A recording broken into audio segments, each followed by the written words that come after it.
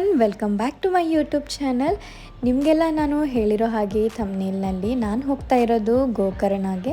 ಅದು ಯಾಕೆ ಹೋಗ್ತಾ ಇದ್ದೀನಿ ಅನ್ನೋದನ್ನು ಕೂಡ ನಾನು ಹಾಕಿದ್ದೀನಿ. ನನ್ನ ಫ್ರೆಂಡಿಂದು ಬ್ರೈಡ್ ಟು ಬಿ, ಸೊ ಅವಳ ಬ್ರೈಡ್ ಟು ಬಿನ ತುಂಬ ಸ್ಪೆಷಲಾಗಿ ಮಾಡಬೇಕು ಅಂತ ಆಸೆ ಇತ್ತು. ಅದಕ್ಕೋಸ್ಕರ ಎಲ್ಲರೂ ಕೂಡ ಬೆಳಗ್ಗೆ 6 ಗಂಟೆಗೆ ಬಸ್ ಸ್ಟ್ಯಾಂಡಿಗೆ ಬಂದ್ವಿ. ಅಲ್ಲಿ ಬಂದು ಬ್ರೇಕ್ಫಾಸ್ಟ್ ಎಲ್ಲ ಮಾಡ್ಕೊಂಡ್ವಿ. ಅಲ್ಲಿಂದ ನಾವು ಸೀದಾ ಬಸ್ ಹತ್ಲಿಕ್ಕೆ ಹೋದ್ವಿ. ವೇಟ್ ಮಾಡಿದ್ವಿ ಸಿಕ್ಕಾಪಟ್ಟೆ. ಆಮೇಲೆ ಒಂದು ಬಸ್ ಸಿಕ್ತು. ಬಟ್ ಈ ಬಸ್ಸು ನಮಗೆ ಕೈ ಕೊಡ್ತು. ನನ್ನಿಬ್ಬರು ಫ್ರೆಂಡ್ಸ್ಗೆ ಸೀಟ್ ಸಿಕ್ಕಿತ್ತು, ಬಟ್ ನನಗೆ ಮತ್ತು ನನ್ನ ಇನ್ನೊಬ್ಬಳು ಫ್ರೆಂಡ್ಗೆ ಸೀಟ್ ಸಿಕ್ಕಿರಲಿಲ್ಲ. ಸೊ ನಿಂತ್ಕೊಂಡೇ ಹೋಗ್ತಾ ಇದ್ವಿ. ಸ್ವಲ್ಪ ಮುಂದೆ ಹೋದ್ಮೇಲೆ ಜನ ಎಲ್ಲ ಇಳ್ಕೊಂಡ್ರು ಬೇರೆ ಒಂದು ಸ್ಟಾಪಲ್ಲಿ. ಅಲ್ಲಿಂದ ನಮಗೆ ಸೀಟ್ ಸಿಕ್ತು. ಸೊ ಅಲ್ಲಿಂದ ನಾವು ಆರಾಮಾಗಿ ಕೂತ್ಕೊಂಡು ಹೋಗ್ತಾ ಇದ್ವಿ.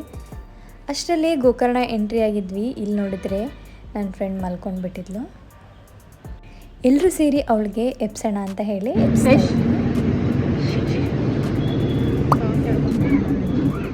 ರೇಷ್ಮಾ ಅಯ್ಯೋ ಎಷ್ಟು ಆರಾಮಾಗಿ ಮಲ್ಕೊಂಡಿದ್ದೆ, ಇಷ್ಟು ಬೇಗ ಊರು ಬಂದುಬಿಡ್ತಾ ಅಂತ ಹೇಳಿ ಅವಳು ತಲೆ ಮೇಲೆ ಕೈ ಇಟ್ಕೊಂಡು ಎದ್ದು ಕೂತ್ಕೊಂಡು. ಸೊ ಫೈನಲಿ ನಾವು ಗೋಕರ್ಣ ರೀಚ್ ಆಗಿದ್ದೀವಿ. ಇದು ಗೋಕರ್ಣ ಬಸ್ ಸ್ಟ್ಯಾಂಡ್, ನೀವೇ ನೋಡ್ತಾ ಇರ್ಬೋದು. ಗೋಕರ್ಣ ರೀಚ್ ಆಗೋ ಅಷ್ಟೊತ್ತಿಗೆ ಟೈಮ್ ತುಂಬ ಆಗಿಬಿಟ್ಟಿತ್ತು. ಒಂದು 11:30-12 ಗಂಟೆ ಆಗಿತ್ತು. ಅಷ್ಟರಲ್ಲೇ ಎಷ್ಟೊಂದು ಬಿಸಿಲಿದೆ, ನೀವೇ ನೋಡ್ತಾ ಇರ್ಬೋದು.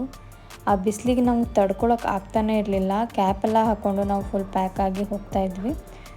ಬಸ್ ಸ್ಟ್ಯಾಂಡಿಂದ ಹೊರಗೆ ಬಂದ ತಕ್ಷಣವೇ ಫಸ್ಟು ನಾವು ಆಟೋ ತೊಗೊಂಡು ಅಲ್ಲಿಂದ ನಾವು ಸೀದಾ ಮೇನ್ ಬೀಚ್ಗೆ ಹೋದ್ವಿ. ರೆಸಾರ್ಟ್ನ ನಾವು ಮೇನ್ ಬೀಚಲ್ಲೇ ಬುಕ್ ಮಾಡಿರೋದ್ರಿಂದ ಅಲ್ಲಿಗೆ ಸೀದಾ ಹೋಗಿ ರೀಚ್ ಆದ್ವಿ. ವೇಟ್ ಮಾಡ್ತಾ ಹಾಗೆ ರೆಸ್ಟ್ ಮಾಡಿಕೊಂಡು ಫ್ರೆಶ್ ಅಪ್ ಆಗಿ ನಾವು ಊಟ ಮಾಡೋಣ ಅಂತ ಹೇಳಿ ಬಂದ್ವಿ. ಸಿಕ್ಕಾಪಟ್ಟೆ ಬಿಸಿಲಿತ್ತು. ಈ ಬಿಸಿಲಲ್ಲಿ ನಮಗೆ ಬ್ರೈಡ್ ಟು ಬಿ ಸೆಲೆಬ್ರೇಟ್ ಮಾಡಲಿಕ್ಕಾಗಲ್ಲ ಅಂತ ಹೇಳಿ ಊಟ ಎಲ್ಲ ಮಾಡಿಕೊಂಡು ನಾವು ರೆಸ್ಟ್ ಮಾಡ್ಕೊಂಡ್ವಿ. ರೆಸ್ಟ್ ಮಾಡಿಕೊಂಡು ಚಿಟ್ಚಾಟ್ ಎಲ್ಲ ಮಾಡ್ತಾ ಮಸ್ತ್ ಮಜಾ ಮಾಡಿದ್ವಿ. ಅದಾದಮೇಲೆ ನೈಟ್ ಆಯಿತು. ನೈಟ್ ಕೂಡ ಊಟ ಎಲ್ಲ ಮಾಡಿದ್ವಿ. ಹಾಗೆ ಆ ಸಮುದ್ರ ದಂಡೆ ಮೇಲೆ ಕೂತ್ಕೊಂಡು ಆಕಾಶ ನೋಡ್ತಾ ಅಲ್ಲೇ ತಿರುಗ್ತಾ ಟೈಮ್ ಹೆಂಗೆ ಹೋಯಿತು ಅಂತಲೇ ಗೊತ್ತಾಗಲಿಲ್ಲ. ಸೊ ಬೆಳಗ್ಗೆ ಮಾಡೋಣ ಬ್ರೈಡ್ ಟು ಬಿ ಅಂತ ಹೇಳಿ ಪ್ಲ್ಯಾನ್ ಮಾಡಿಕೊಂಡು ಎಲ್ಲರೂ ಸೇರಿ ಮಾತಾಡ್ತಾ ವಾಕ್ ಮಾಡ್ತಾ ಬೀಚ್ ವ್ಯೂವ್ನ ನೈಟ್ನಲ್ಲಿ ಎಂಜಾಯ್ ಮಾಡಿದ್ವಿ. ನೈಟ್ ಅಂತೂ ಸಿಕ್ಕಾಪಟ್ಟೆ ಚೆನ್ನಾಗಿ ಕಾಣಿಸ್ತಾ ಇತ್ತು ಬೀಚು. ಆ ದಿನ ಹೆಂಗೆ ಹೋಯ್ತು ಅಂತಲೇ ಗೊತ್ತಾಗಲಿಲ್ಲ. ನಿದ್ರೆಗೆ ಜಾರ್ಬಿಟ್ವಿ. 2000 years later. ನಿದ್ದೆ ಮಾಡಿ ಎದ್ದೇಳೋಷ್ಟೊತ್ತಿಗೆ ಮಾರ್ನಿಂಗ್ ಆಗಿತ್ತು. ಇದು ಮಾರ್ನಿಂಗಲ್ಲಿ ನೀವು ನೋಡ್ತಾ ಇರ್ಬೋದು ಎಲ್ಲರೂ ಕೂಡ ಬ್ರೈಡ್ ಟು ಬಿ ಮಾಡೋಣ ಅಂತ ಹೇಳಿ ಚೆನ್ನಾಗಿ ರೆಡಿಯಾಗಿ ಬಂದ್ವಿ.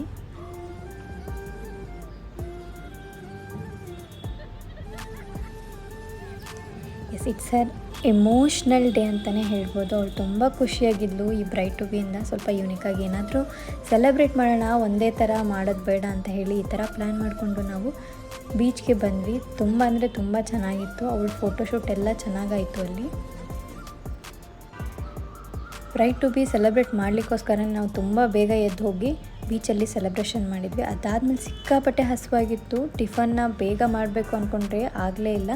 ಆದರೂ ಕೂಡ ಅಲ್ಲೆಲ್ಲ ರೆಸ್ಟೋರೆಂಟ್ ಎಲ್ಲ ಓಪನ್ ಆಗೋದೇ 9 ಗಂಟೆ ಮೇಲೆ.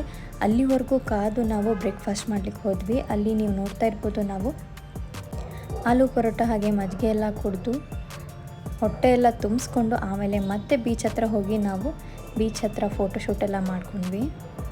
ಅದಾದಮೇಲೆ ರೀಲ್ಸ್ ಎಲ್ಲ ಶೂಟ್ ಮಾಡ್ಕೊಂಡ್ವಿ. ಇವೆಲ್ಲ ರೀಲ್ಸ್ನ ನಾನು ಆಲ್ರೆಡಿ ಇನ್ಸ್ಟಾದಲ್ಲಿ ಪೋಸ್ಟ್ ಮಾಡಿದ್ದೀನಿ. ನನ್ನ ಫಾಲೋವರ್ಸ್ ಯಾರಿದ್ದಾರೆ ಅವ್ರಿಗೆಲ್ಲ ಗೊತ್ತಿರುತ್ತೆ. ಹಾಗೆ ನನ್ನ ಸಬ್ಸ್ಕ್ರೈಬ್ ಮಾಡೋದನ್ನು ಮರಿಬೇಡಿ. ಯಾರೆಲ್ಲ ಸಬ್ಸ್ಕ್ರೈಬ್ ಮಾಡ್ಕೊಂಡಿಲ್ಲ ಬೇಗ ಬೇಗ ಹೋಗಿ ಸಬ್ಸ್ಕ್ರೈಬ್ ಮಾಡ್ಕೊಳ್ಳಿ ಅಂತ ಹೇಳ್ತಾ, ಇಲ್ಲಿ ನಿಮಗೆ ಕಾಣಿಸ್ತಿರೋದು ಏನು ಅಂತ ಹೇಳಿ ಕಮೆಂಟ್ ಬಾಕ್ಸಲ್ಲಿ ಕಮೆಂಟ್ ಮಾಡೋದನ್ನು ಮರಿಬೇಡಿ. ಇದು ನಿಯರ್ ಬೈ ಅಂಕೋಲಾ ಇದೆ. ಸೊ ಇದೇನು ಅನ್ನೋದನ್ನು ಕಮೆಂಟ್ ಮಾಡಿ.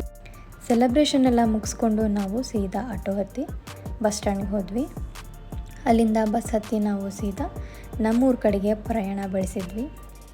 ಐ ಹೋಪ್ ಸೊ ನಿಮ್ಮೆಲ್ಲರಿಗೂ ಈ ವಿಡಿಯೋ ಇಷ್ಟ ಆಗಿದೆ ಅಂದ್ಕೊಳ್ತೀನಿ. ಬಾಯ್ ಬಾಯ್.